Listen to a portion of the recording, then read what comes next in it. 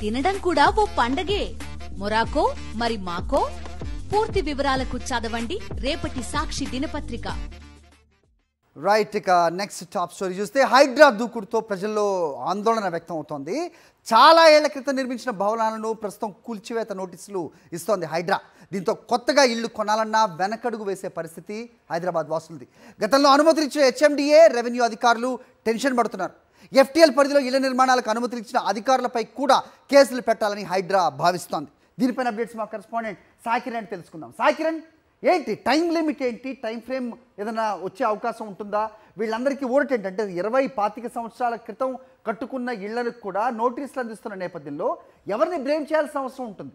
అంటే పర్మిషన్స్ ఇచ్చిన అధికారులు కూడా ప్రస్తుతం బాధ్యులు చేస్తారంటే కనుక దీనికి ఫుల్ స్టాప్ ఎక్కడా, ఎండింగ్ ఎక్కడా అనే క్వశ్చన్ వస్తుంది కదా. ఏం చెప్తారు కిరణ్?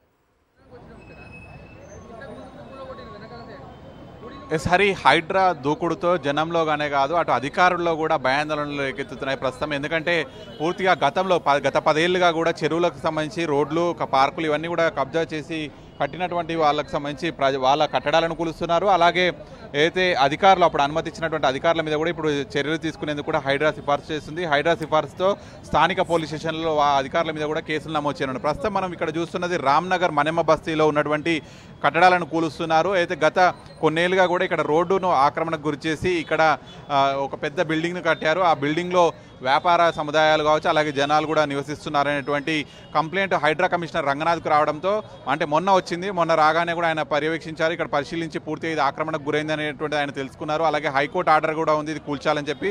సో అవన్నీ పరిశీలించినటువంటి ఆయన ఇక్కడ స్థానికంగా ఉన్నటువంటి రెవెన్యూ అధికారులను కూడా క్వశ్చన్ చేశారు.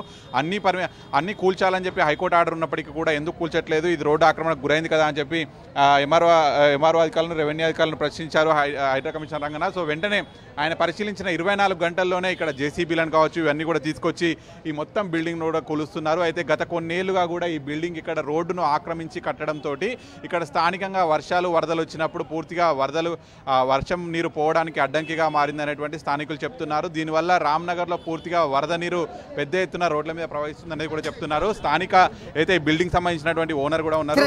చెప్పండి, ఈ పర్మిషన్లు ఎప్పుడు ఉన్నాయి మీకు? ఇప్పుడు కూలుస్తున్నారు కదా, అధికారులు ఏం చెప్తారు?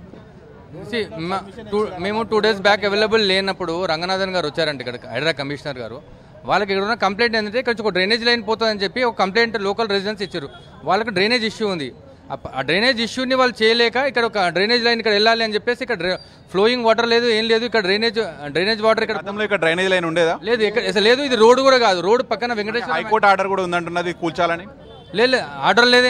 You can show the order అండి. ఆర్డర్ లేదేం లేదు. Even we got the order. Permanent injection ఉంది. ఈ బిల్డింగ్ ఉంది ఇక్కడ ఒక 60 years నుంచి, బిల్డింగ్ 20 years నుంచి, ల్యాండ్ మేము హోల్డ్ చేసి 60 years నుంచి ఉంది. ఇప్పుడు కూల్చేస్తున్నారు కదా, ఏం చెప్తారు అధికారులు? అంటే మేము ఒక డ్రైనేజ్ లైన్ ఉంది అంటే ఒక డ్రైనేజ్ వాటర్ ఏమన్నా చూపించాలి. అది దాన్ని ఒక గరీబోలు అది ఆ డ్రైనేజ్ ఒకటి తీసినా కూడా పైన బిల్డింగ్ ఏం చేసింది, బిల్డింగ్ అంతా కూలగొడుతున్నారు రోడ్లో. హరి, ఇది చూస్తున్నాం కదా, ఇక్కడైతే రామ్నగర్లో మనం మొత్తం బిల్డింగ్ కూడా చూడొచ్చు. పూర్తిగా హైడ్రా అధికారులు వచ్చి ఈ బిల్డింగ్ను కూలుస్తున్నటువంటి పరిస్థితి ఉంది. అయితే ఈ బిల్డింగ్ రోడ్డును ఆక్రమణకు గురి చేసి ఇది కట్టారని చెప్పడం, ఫిర్యాదులు రావడంతో హైడ్రా కమిషనర్ రంగనాథ్ ఇది కూల్చాలని చెప్పి ఆదేశాలు ఇవ్వడంతో వెంటనే మనం చూస్తున్నటువంటి ఈ బిల్డింగ్ మొత్తం కూడా కూల్చేస్తున్నారు. అయితే గతంలో రోడ్డును ఆక్రమించి ఈ బిల్డింగ్ కట్టారనేటువంటి ఫిర్యాదులు వచ్చాయి. ఈ బిల్డింగ్ కట్టడంతో ఇక్కడ ఉన్నటువంటి వరద నీరు కావచ్చు, వర్షం పడ్డప్పుడు నీరు ఇదంతా కూడా వెళ్లకుండా డ్రైనేజ్ ప్రాబ్లమ్స్ వస్తున్నాయన్నటువంటి స్థానికులు చెప్పడంతో ఈ బిల్డింగ్ను పూర్తిగా కూడా కూలగొడుతున్నటువంటి పరిస్థితి. సో గతంలో ఈ బిల్డింగ్కు అనుమతులు ఇచ్చినటువంటి అధికారులు, అంటే ఇది 20 ఏళ్ల కింద కట్టారని చెప్తున్నారు. సో మా 20 ఏళ్ల కింద అనుమతులు ఇచ్చినటువంటి అధికారుల మీద కూడా ఇప్పుడు చర్యలు తీసుకుంటారా? మరి వాళ్ళంతా కూడా రిటైర్డ్ అయి ఉంటారు. సో ఈ ఒక్క కేసు అనే కాదు, గత 10 ఏళ్ల క్రితం 15 ఏళ్ల క్రితం కూడా చెరువులు, ఎఫ్టీఎల్ బఫర్ జోన్లలో అధికారులు ఎవరైతే అనుమతులు ఇచ్చారో వాళ్ళందరి మీద కూడా ఇప్పుడు చర్యలకు పూనుకోనుంది హైడ్రా. మరి ఇది ఎక్కడి వరకు దారితీస్తుంది అనేది కూడా చూడాల్సి ఉంది. రైట్, సాయి కిరణ్.